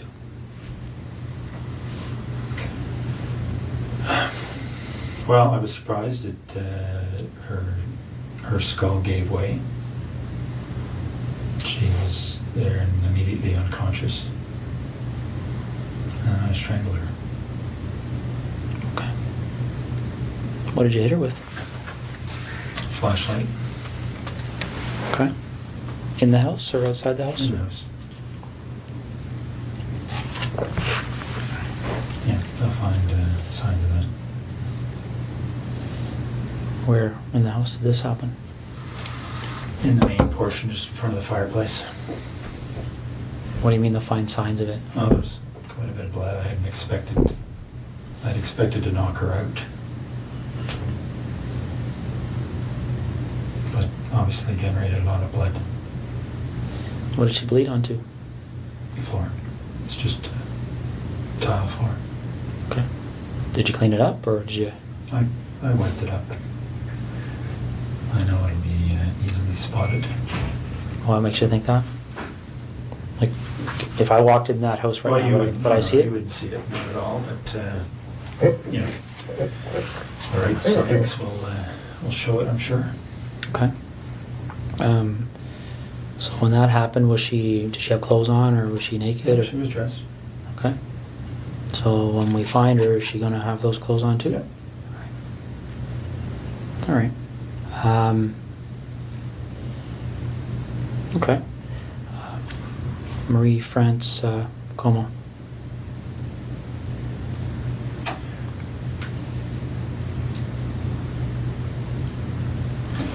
There was an open window in the basement of her house when she was away. I went in there a couple of nights before she came home. Looked around. I went back in there late at night when she was at home. She was on the phone in her bedroom.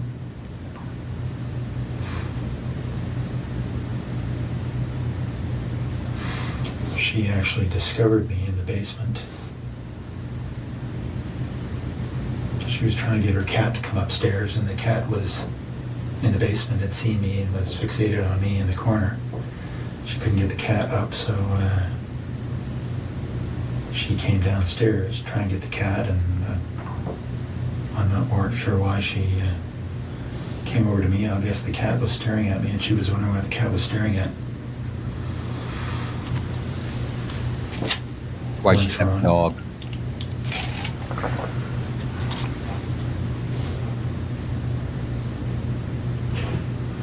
So when she spotted me, I had the same flashlight. I subdued her. Tied her up, brought her upstairs.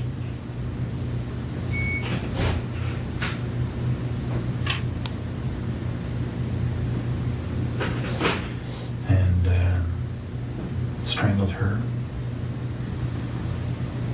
later in the morning. Well, more suffocated her. Some tape.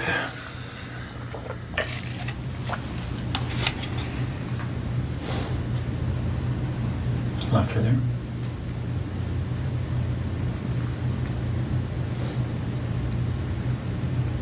How did you subdue her? And when you say subdued her in the basement, what did you do? Well, I had the same flashlight, and you know, she saw me right away. So it was just I hit her a couple of times and around her head, try and knock her out. Didn't, but she was bleeding a little bit.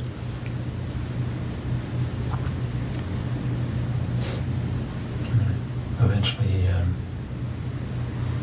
after a struggle, subdued her.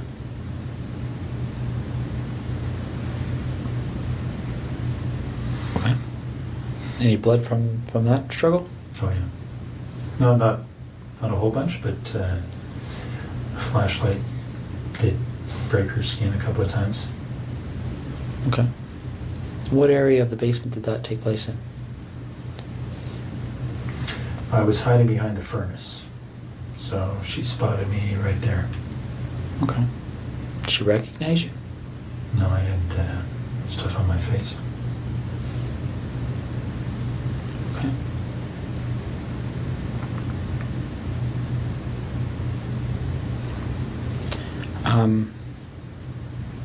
So you go upstairs, and you said she suffocated? Well, I suffocated her. I put tape on her. I put tape on her mouth, and then I put tape on her nose and held it there so she couldn't breathe.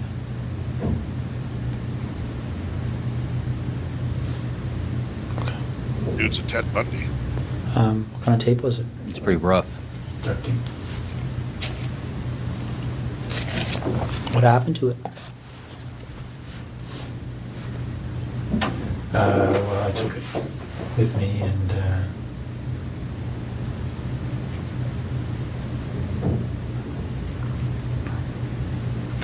can't remember what actually I did with that tape, but probably threw it in the garbage. Did you use tape for any other purposes?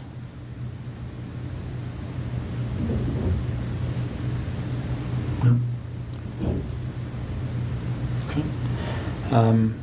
Did she ever recognize you through this whole episode? No. What did you say you had on your face? I had just a cover for my head, just a sports pullover type, like just a little cap kind of thing. Okay. Just a can't think, lycra or something, and just a headband over my nose and mouth, so it covered most everything but my eyes. Okay. Now this flashlight, where is that now? And tweed. In the house? Yep. What kind of flashlight is it? It's a red 3 double D. I'm not sure what brand it is, but it's a metal, one of these aluminum. This is like a mag It's like a light, big, police flashlight, 3-cell flashlight, pretty heavy duty. I can't remember what brand it is. Aircraft aluminum flashlights already seen around. Anyway, it's a bigger one of those. Did you take anything out of Marie France's house or Jessica Lloyd's house? Yeah, some of their underwear. Okay. That's all. And where is that?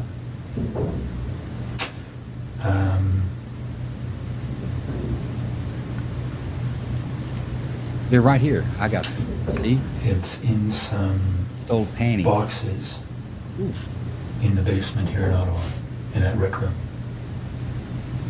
So we just moved in, so there are boxes everywhere. So on the same side as the furnished room, sort of in the back against That's the right, wall. folks. You heard that right. He was stealing What do the other panties. boxes look like?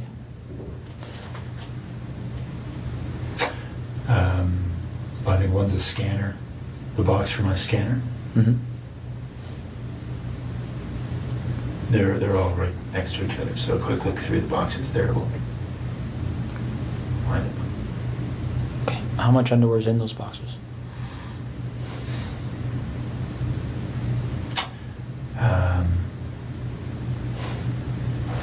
Probably 60 pieces or so total. All women's? Yeah, 60 pieces of theirs. Of whose? Of Jessica's and Marie-France. So you took 60 pieces from between the two of them? Yeah, Okay. I think so. All right. And they're in like when you talk about a scanner, is it a computer scanner box? My computer scanner is up in the office, and its box is down in the basement, so Okay. it's inside that box. Does any of the underwear in those boxes belong to anyone other than Marie France or Jessica?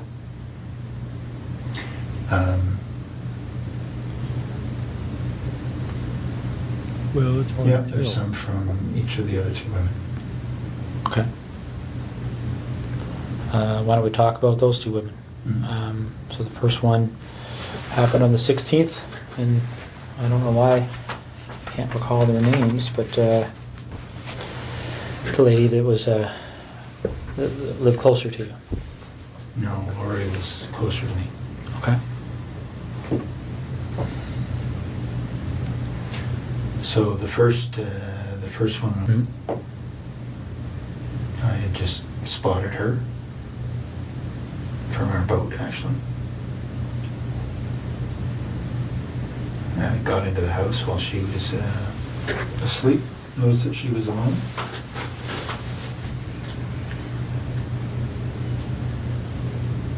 And just hit her with my hand while she was sleeping.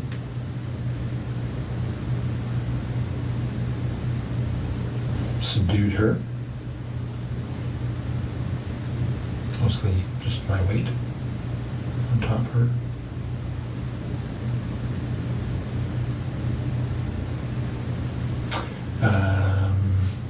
Had her take off her pajamas. Took some pictures. Took some of her underwear and left.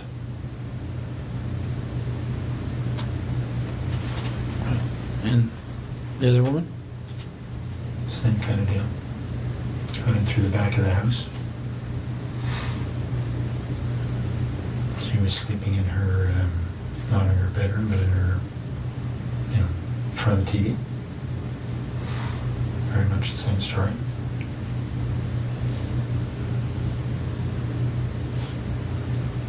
Anything different about that story? I mean, pretty much the same story and exactly the same story are two different things, right? Yeah, no, not much different at all. I did have the flashlight that time. I hit her with a flashlight. Didn't think it would knock her out. Didn't. So, and I subdued her with my weight. Took off her clothes, took some pictures, and left.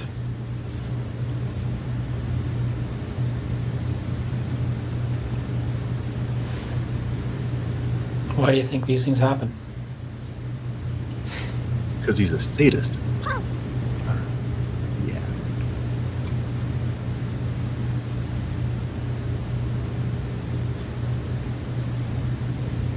Oh. That's why it happened. Have you spent much time thinking about that? Wow. About why? Yeah. And these are his photographs. Yeah. These three folks. Took them himself. But I don't know the answers.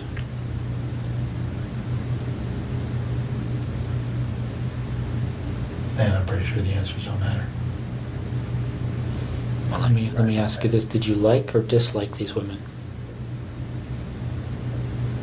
I didn't know any of them.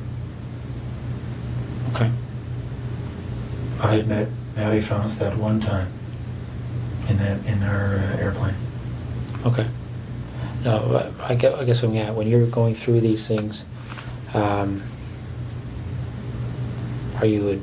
Well, let's talk about Jessica because she was there with you for the whole day, right? Mm-hmm. What kind of feelings were you experiencing while you were with her that day?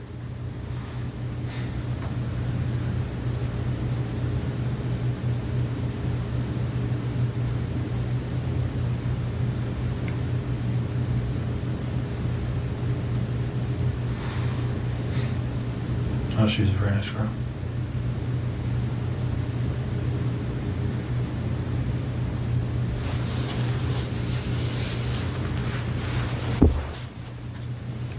Can you tell me why you killed her? Russ? Do you know why you killed her? Well, I think I killed her because I knew that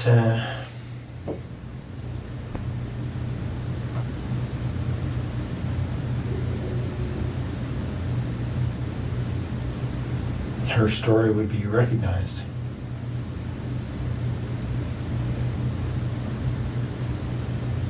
Her story would be recognized? How do you mean?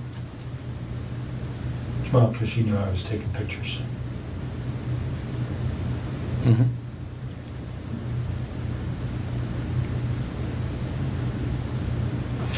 So because of the two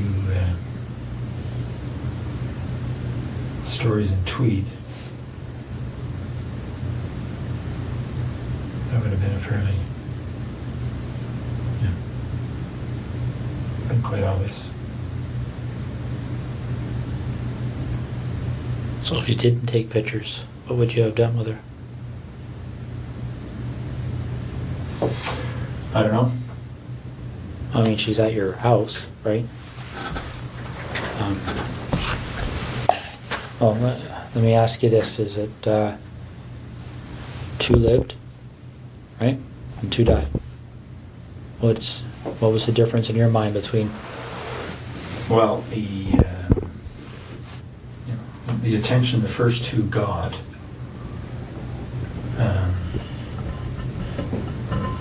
was very much focused on, obviously, or for obvious reasons, the pictures I took.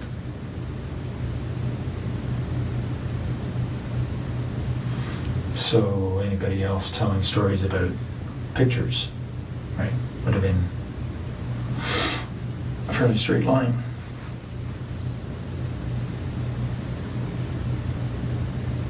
Okay, but when this thing happened with Marie France, did you believe that you were already a suspect for what happened in Tweed?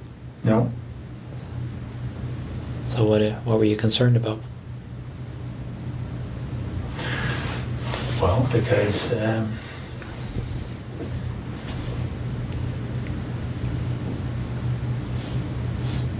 I was pretty sure that she was serving military, right? Mm-hmm. It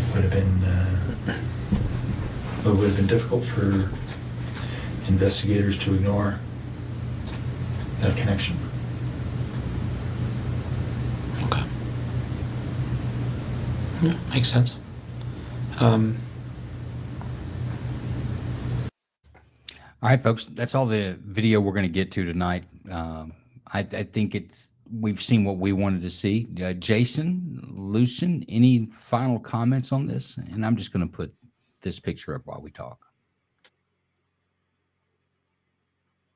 No, I don't. I'm going to commend the investigator on this. I much patience, did a great job. The goal of these is to get the confession, but even in this case, I think enough evidence would have convicted him without the confession, but kudos to the investigator. I'm very impressed with how he handled that.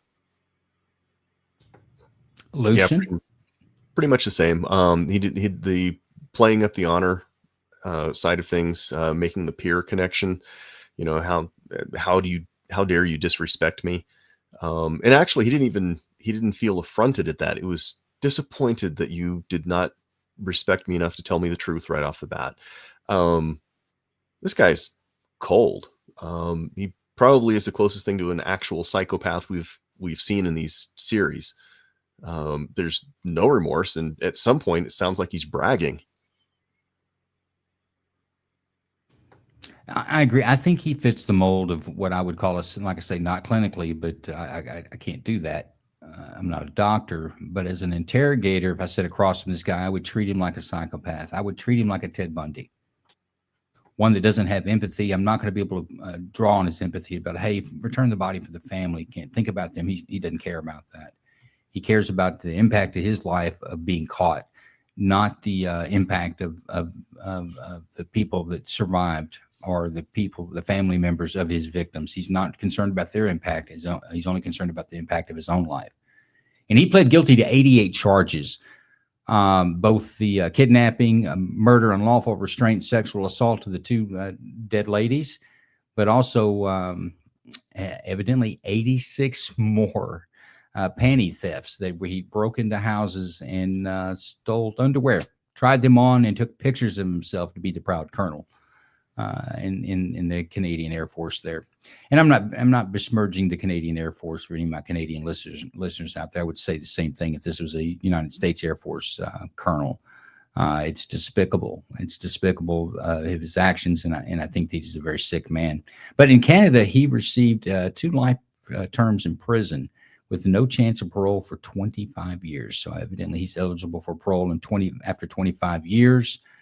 So that means somewhere around 2027, 2028, this cat could be out doing European things in Canada. I hope that's not the case, but evidently that's the sentence that he can get. But guys, that's our show for the night. Give us a follow on X. Give us a follow on Rumble. Give us a follow on YouTube. And also come join our after party. Give us about 15 minutes on X. If you want a direct invite to it, give me a DM and I'll get you one. Also join our community on Night Court, our Night Court community on X. It'll keep you up to date on all of our shows. And our next one coming up is Friday, which is the grand jury. We've got a panel of 5 volunteers who are going to sit as a grand jury and listen to some cases and give their verdict. I want to thank everybody for showing up, and I want to thank my co-hosts tonight, my panel, Jason and Lucian, for taking the time out to watch this. Thanks, folks. Did you ever get any money from Costello? No. And did you ever get any money from Meyer Lansky? I never got money from any of those fellas. None of those None fellas? of those fellas. None of these that I've been reading about, or none that I knew. They never gave me anything. None of the Fichettes? No. You I think- don't even speak to the... I mean, I met that Charlie once or twice. I don't even talk to him. You don't like him? I was conscious of the fact that he had a reputation for being an outstanding bookmaker. You ever hear him referred to as the Prime Minister of the Underworld? That term I did not. Also known as Duck Corella. I refuse to answer on the grounds of negligent. You got any business? I refuse to answer on the grounds of attempt to criminal. You have any profession? I refuse to answer on the grounds of negligent. You have any occupation? I refuse to answer on the grounds of negligent. Are you a known racketeer?